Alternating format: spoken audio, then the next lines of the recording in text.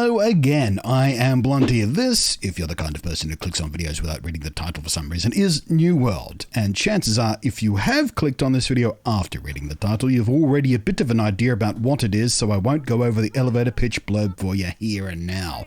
This video is mainly intended for those who haven't yet had a chance to dig into New World in either the private alphas, which are invite only, the preview event, which is open for all, but, a year out of launch, or the closed beta for pre-order only customers that happened a couple of months ago. You are here because you found out there's an open beta happening in about 20 hours from me recording these words to fall into your ears and lasting over 3.5 days over this weekend. So not a lot of time, but a fair chunk of time to sink into it, and this is your chance to finally dig in and see if New World tickles your fun button thoroughly enough for you to slap down some cash money for the real thing when it launches at the end of the month.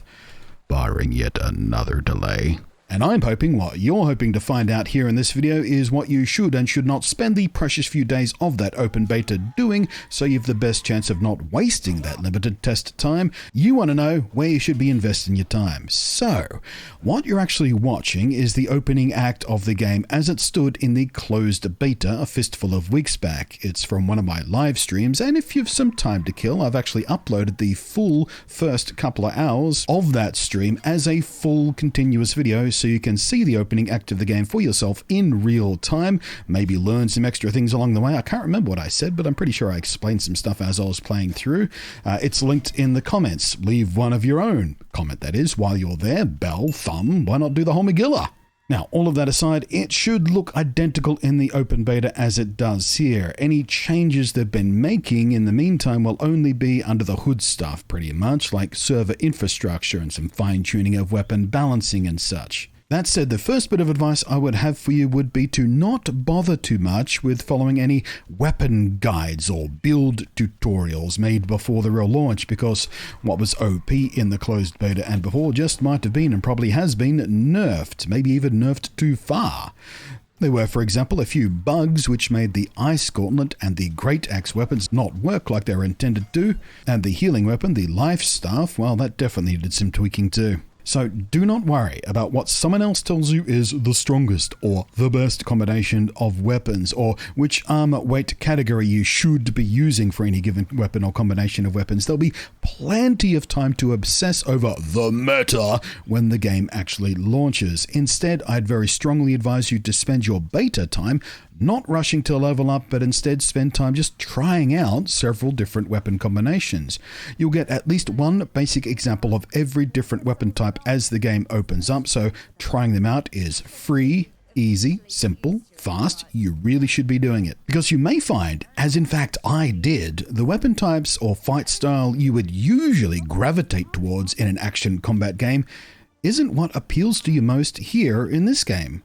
I am not usually the guy who goes for the big, heavy, slow, burst damage, crowd control type of weapon, but quite early on in the closed beta, I started gravitating towards the Warhammer, and by the end of it, I'd heavily invested in the Warhammer and was having a goddamn blast with it. And this is a weapon I'd tried before in the closed beta and some of the alphas and stuff and didn't like. So trust me, please trust me when I tell you, ignore the recommended weapons you might see on Reddit or other, guide videos and things like that.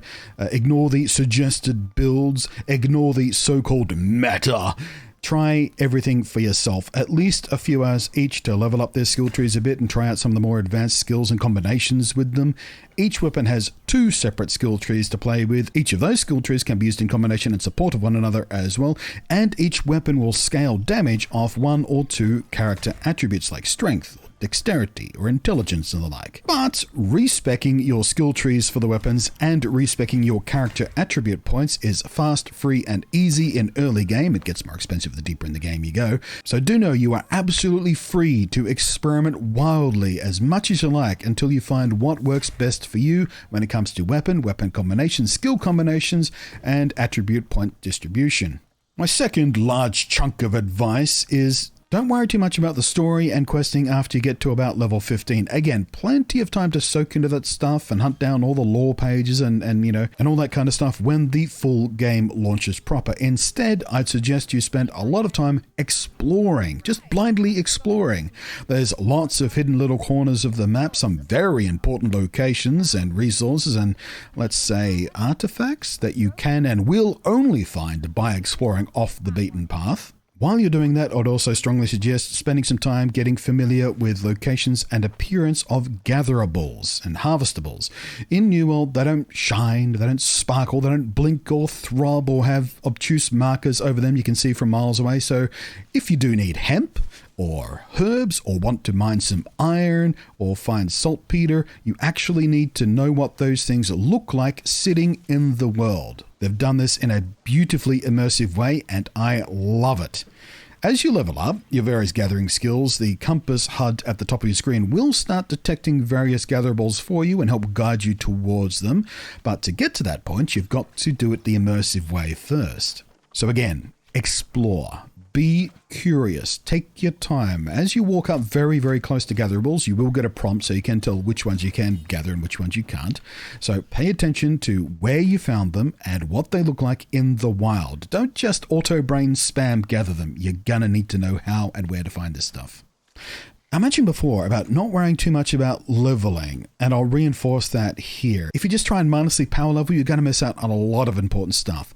Your first 7 levels will come quite quickly. They are boosted XP to get you up and running. After that, it's pretty easy to keep leveling at a normal pace. At about level 20 or 25 or so, depending on how they've fine-tuned this, leveling does slow down pretty noticeably. And I'm not worried too much about pushing far past this in your limited beta time.